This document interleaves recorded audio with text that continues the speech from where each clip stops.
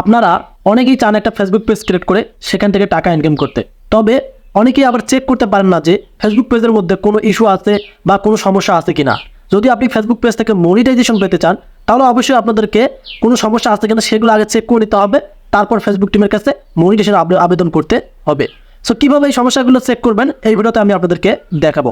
So ভিডিওটি খুবই গুরুত্বপূর্ণ, কেউ স্কিপ করবেন না, আর অবশ্যই কিন্তু ভিডিওতে লাইক করতে বলবেন না। চলে আসলাম আমরা আমাদের ফোনের স্ক্রিনে। সো এখন আমি আপনাদেরকে আপনাদের পেজের কোনো সমস্যা আছে কিনা আমি যেভাবে দেখাবো সেভাবে আপনারা কিন্তু চেক করে নিতে পারবেন। এখানে দেখতে পারতেছেন এটা কিন্তু পেজ রিকমেন্ডেশন, মানে আমরা পেজে অবস্থান করতেছি। ফার্স্ট অফ অল আপনাদের কাজ হবে পেজ রিকমেন্ডেশনে ক্লিক করা। সো প্রথম অপশন দেখতে পারবেন এখানে রিকমেন্ডেবল। এটা কীরকম আছে আপনাদের, যদি নট রিকমেন্ডেবল থাকে তাহলে জানবেন আপনার পেজের সমস্যা আছে। এক কথা, আপনার যে পেজের ভিডিওগুলো সেগুলো কোনোদিনও ফেসবুক টিম সাজেস্ট করবে না বা নতুন পিপলদের কাছে পাঠাবে না। এখানে দেখেন বলে দেওয়া আছে যদি আপনার পেজটা রিকমেন্ডেবল থাকে তাহলে ফেসবুক নিজেই কিন্তু কি ভিডিওগুলো পাঠাবে নতুন ব্যক্তিদের কাছে। আমরা এটা জানতে পারলাম।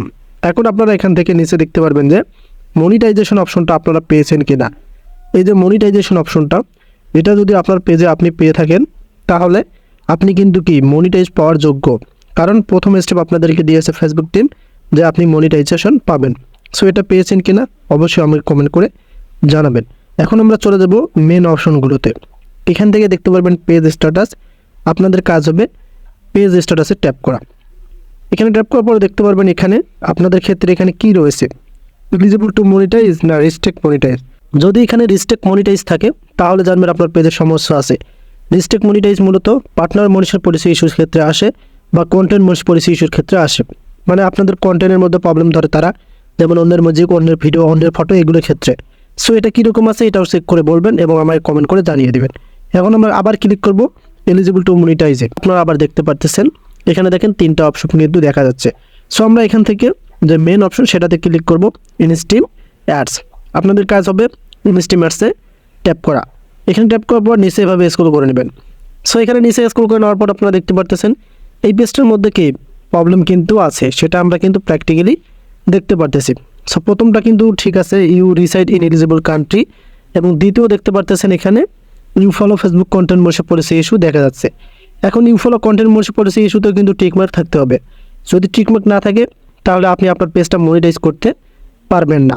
তবে এখান থেকে আমি আপনাদেরকে আরও গুরুত্বপূর্ণ যে কথাগুলো শেয়ার করব সেটা হচ্ছে এটা ফেসবুক টিম কি আপনি যদি ফেসবুকের কন্টেন্টগুলো সঠিকভাবে মানে তাদের যে রিক্রুটমেন্ট দেয়, তাদের যে শর্তগুলো দেয় সেগুলো যদি মানেন তাহলে এটা টিকমার্ক হয়ে আসবে। এটা নিয়ে আমি কি চিন্তা করি না। এই যে আপনাদের ফলোয়ার্সটা আর ওয়াচ টাইমটা, এটা অনেকেই বলতে 100%-এর মধ্যে 50% মানুষ কী করে কেনে। অনেকেই কি ভুল করে থাকেন, এই যে এখানে দেখতে পারতেছেন আপনারা ওয়াচ টাইমটা এবং ফলোয়ার্সটা এটা কিনে থাকেন যে কোনো সাইট বা অ্যাপ্লিকেশনের মাধ্যমে। সো আপনারা পূর্ণ করতে পারবেন কিন্তু মনিটাইজ আপনারা কোনোদিনও পারবেন না। পরে আপনারা মনিটাইজ ফেসবুক টিম রিজেক্ট করে দেয় এবং অনেক দিন আপনাকে ঝুলিয়ে রাখে রিভিউয়ের মধ্যে, পরে আপনারা কি প্রবলেমে পড়ে যান। সেক্ষেত্রে আপনারা কোনোদিনও এই ভুল করবেন না, সেটা হচ্ছে এই ফলোয়ার্সটা আর ওয়াচ টাইমটা জীবনে কিনবেন না।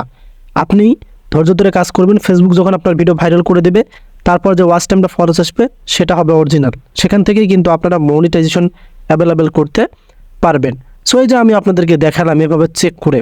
সো প্রতিনিয়ত দিনে একবার হলেও আপনাদেরকে চেক করতে হবে যে ফেসবুক আপনাকে কোনো পলিসি ইস্যু দিল কিনা বা পেজের কোনো সমস্যা আছে কিনা।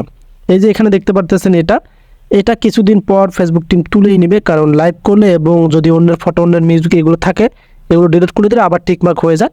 এটা নিয়ে কোনো চিন্তা করবেন না, এটা কিন্তু কি আপনিই ঠিক হয়ে যাবে। সো এই যে এভাবে আপনারা চেক করবেন আপনাদের পেজের কোনো সমস্যা আছে কিনা। আর এই যে মনিটাইজ অপশনটা এটা কিন্তু আপনাদেরকে অবশ্যই পেতে হবে।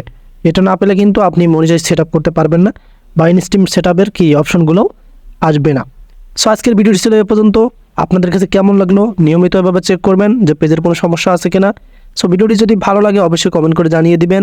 দেখা হবে আবার নতুন ভিডিও নিয়ে। সেই বন্ধু ভালো সুস্থ থাকবেন। আল্লাহ হাফেজ।